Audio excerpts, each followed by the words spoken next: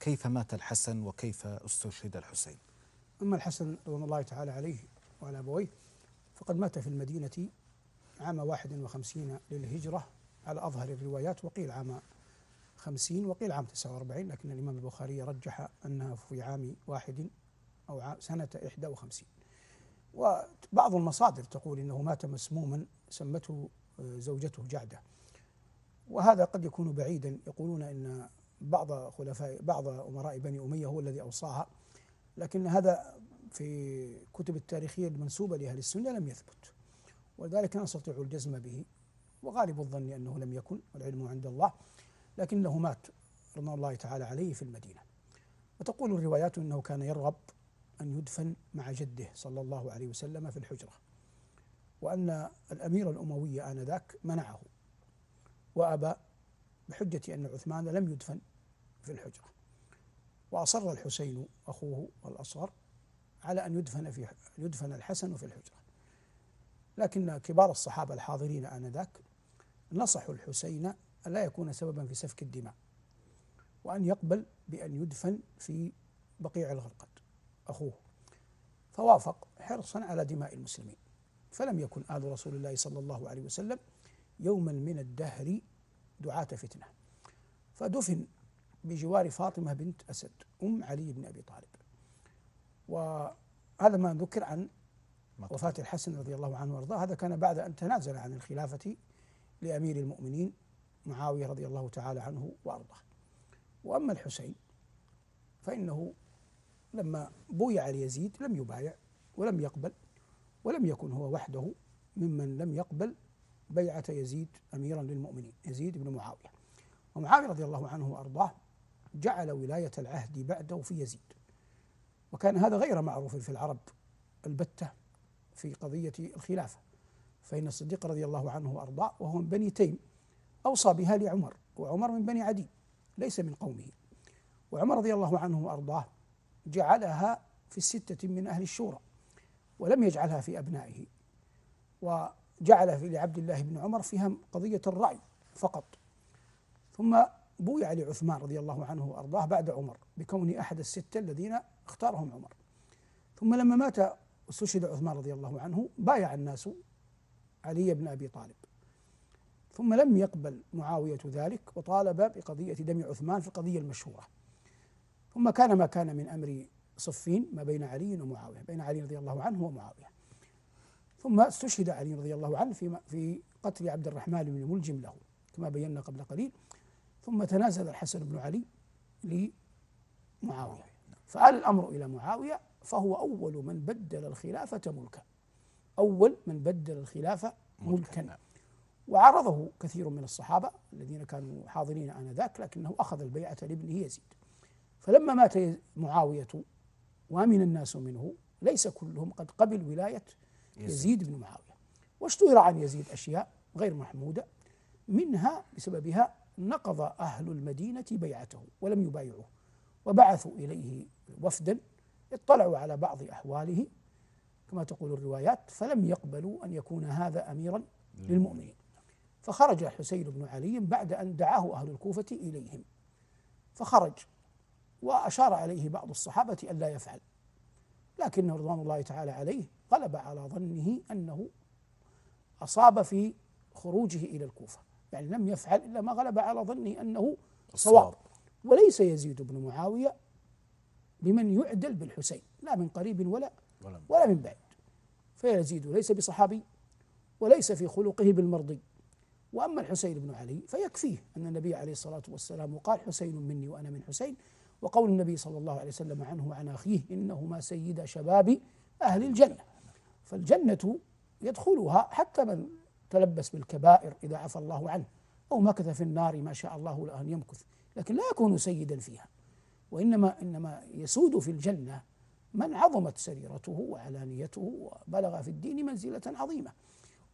والنبي عليه الصلاة والسلام حكم بوحي الله له أن الحسن والحسين سيدا شباب أهل الجنة، ومر معنا أنه في يوم القيامة مع النبي عليه الصلاة والسلام في نفس مقامه، وهذا يدل على رفيع المنزلة وجليل المكانة. ثم إنه رضي الله عنه وأرضاه توجه إلى العراق إلى الكوفة، ثم تسلط عليه من قبل يزيد رجل فاجر اسمه عبيد الله بن زياد رحم الله فيه مغرز إبرة. فهذا سلط جيشه عمرو بن سعد وغيره، عمر بن سعد وغيره على يزيد مع بعض قبائل العرب، على الحسين مع بعض قبائل العرب، حتى ألجأوه إلى مكان يقال له كربلاء، موجود معروف إلى اليوم تعظمه الشيعة.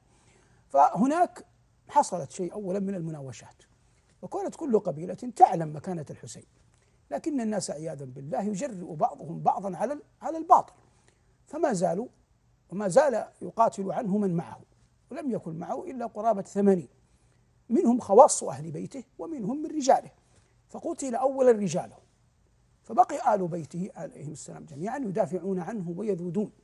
وكان أعظم من ذاد عنه العباس بن علي أخوه، أعظم من ذاد عنه العباس بن علي أخوه، كان يميل معه حيث مال حتى لا تصيبه الرماح ولا السيوف، ولذلك الشيعة اليوم يعظمونه.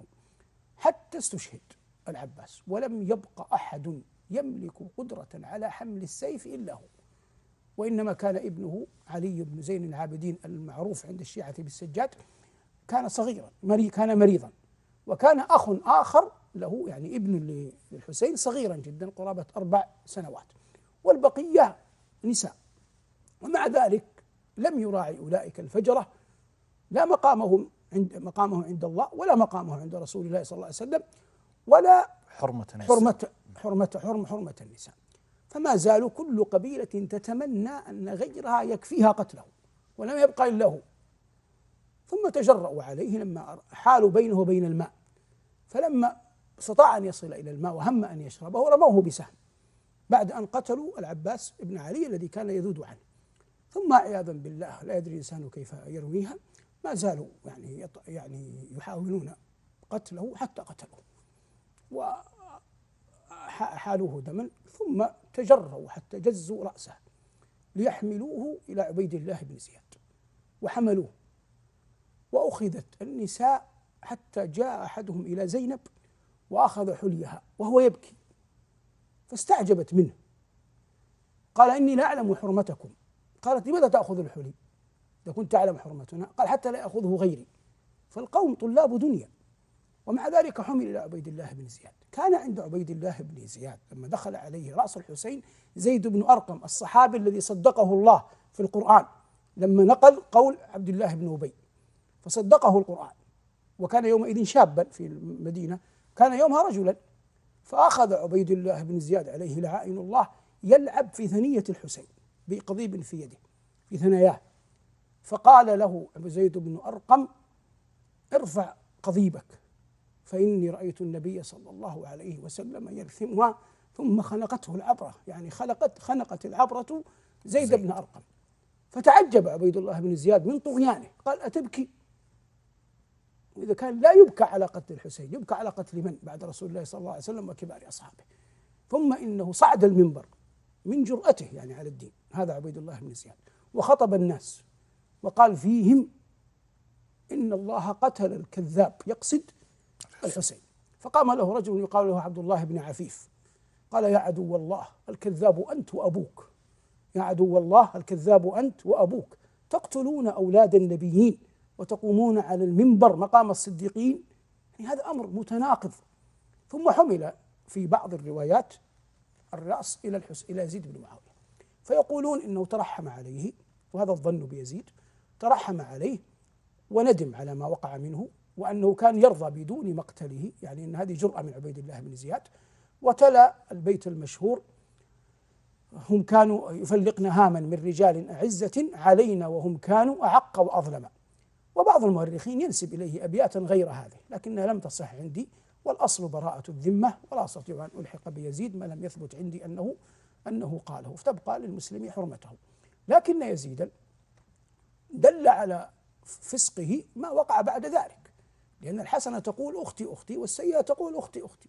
فإذا رأيت الرجل يعمل الحسنة فإن كان عملها لله فسيوفق لغيرها، وإن كان الرجل عمل السيئة ولم تقع منه عارضا ولا خطأ سيعمل غيرها عمدا. فهو قتل الحسين وكفى بذلك جرما، ثم تسلط على أهل المدينة وأرسل مسلم بن عقبة المري واستباح المدينة هذا الفاجر في عهد يزيد، وسماه أهل المدينة مسرف،